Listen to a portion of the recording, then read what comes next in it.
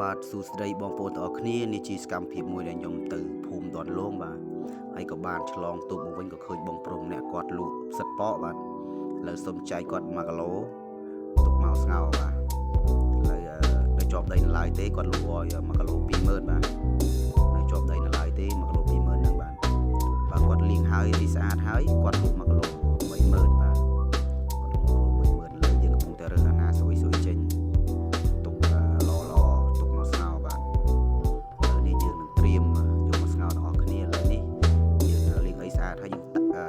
ចូលលឹបដាក់រ៉ូឌីចូលលើយើងយកដៃជ្រលក់តិចទៅជាតិឲ្យវាចូលជាតិបាទជាតិយកដៃចុចវិញទៅបាទវាចូលជាតិទាំងដៃផងអីផងបាទហើយយើងរងចាំឲ្យវាពុះបាទអាចជាមកសន្ទុះទៀតបានវានឹងពុះបាទ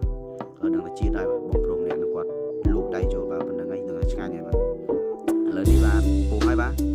យើងនឹងត្រៀមភ្លក់ទាំងអស់គ្នាថាឆ្ងាញ់យ៉ាងណាវាមានរសជាតិយ៉ាងម៉េចបាទអត់មានចានទេបាទ